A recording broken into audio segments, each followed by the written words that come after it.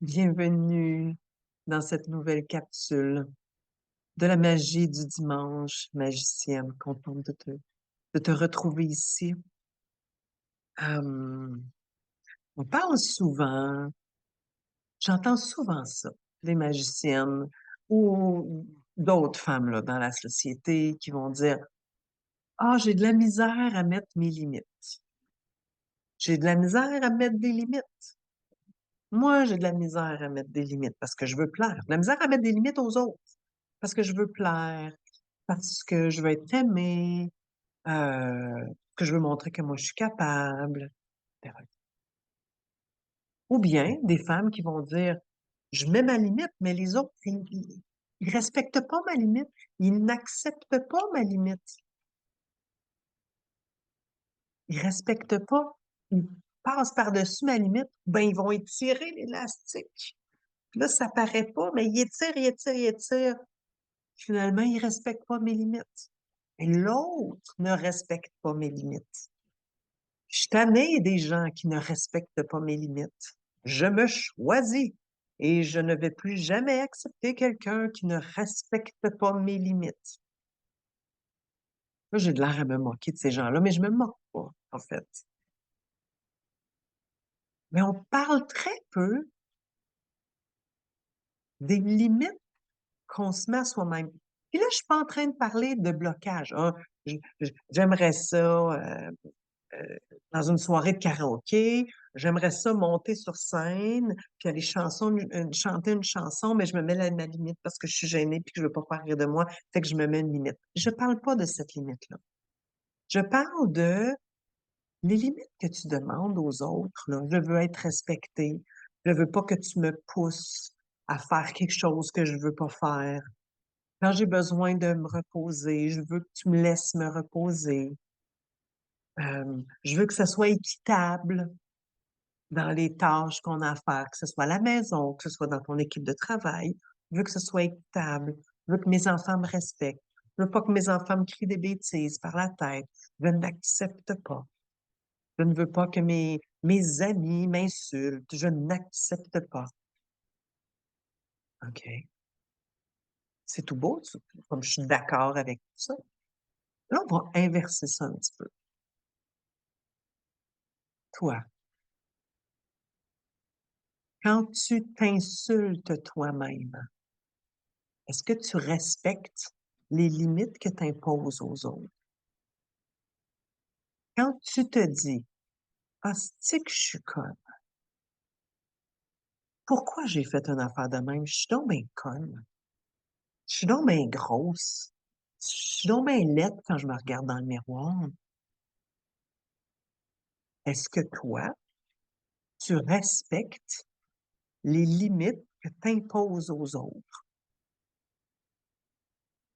Est-ce que toi, devant ta to-do list, là, des affaires que tu as pas faites, là, puis que tu devrais faire, quand toi, tu as besoin de te reposer, est-ce que tu t'accordes ce repos-là? Le même repos que tu demandes aux autres, là. Est-ce que tu te l'accordes, ce repos-là? Ou bien tu te dis à toi-même, inconsciemment ou consciemment: «Mais là, je peux pas aller me reposer, là, il faut que je fasse telle affaire. Ben, je vais le faire».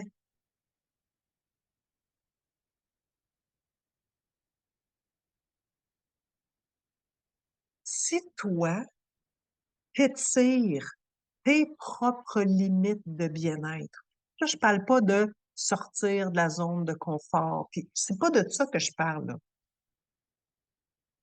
Est-ce que toi, tu te respectes tout le temps de la même façon que tu veux que les autres te respectent? Le fais-tu?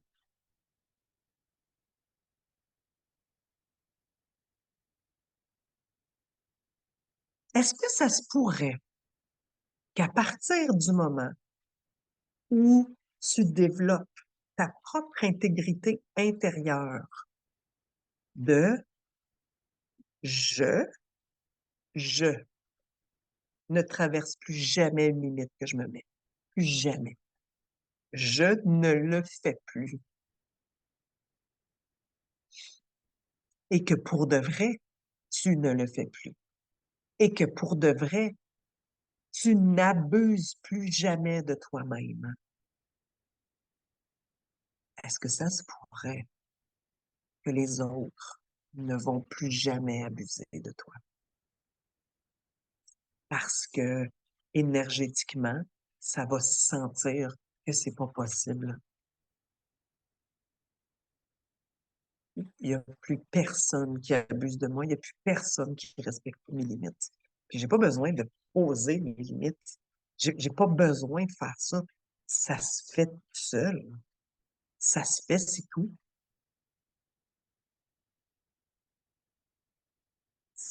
Ça se fait.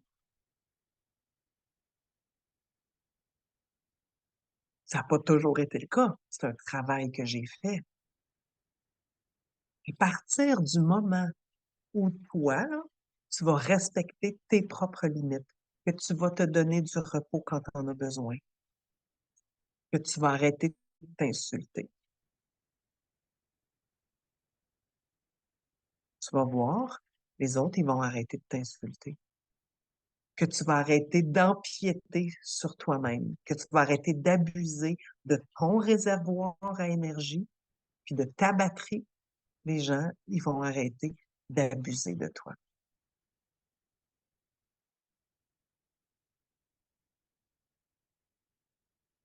Fait que l'invitation, puis le défi que je te lance cette semaine, c'est d'observer. Hmm, quelles sont les limites que je demande aux autres de respecter pour moi, mais que je ne respecte même pas moi-même?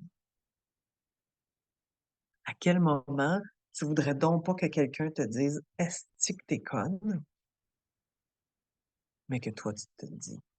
Puis que quand tu te le dis, tu ne t'arrêtes pas. Puis que ça dégringole même. Est-ce que t'es conne? T'as bien raison. Est-ce que t'es conne? Pourquoi j'ai fait ça? Calisse, je suis à la dernière des épaisses.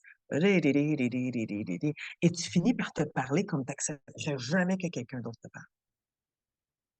Mais si tu acceptes de te parler comme tu voudrais jamais que quelqu'un d'autre te parle, guess what?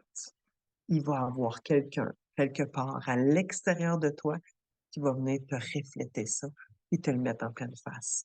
Et le manifester, qui va le faire à l'extérieur. Et à partir du moment où toi, tu n'acceptes plus de le faire, tu ne te le fais plus, ça le fera plus autour de toi. Ça marchera pas. Ils essaieront pas. Alors voilà mon invitation pour cette semaine. Observe. Première étape, c'est d'observer. Deuxième étape, ça sera de changer, de te mettre des limites à toi et de ne pas dépasser tes limites. Hein? De te mettre des limites à toi et de ne pas les dépasser. Et à partir de ce moment-là, ça va se refléter dans ton champ informationnel, dans ton champ énergétique autour de toi, et ça va se refléter autour de toi dans tes relations. Et les gens vont respecter tes limites, comme par magie, parce que le changement va venir de toi, de ce que tu acceptes, de ce que tu acceptes pas, en dedans de toi. Pour que les autres respectent tes limites, que les autres reconnaissent tes limites, d'abord, respecte tes propres limites et arrête toi-même de brûler tes limites, d'aller à l'extérieur de ce que tu n'accepterais pas que les autres te fassent. Tu vas voir, ta vie va changer.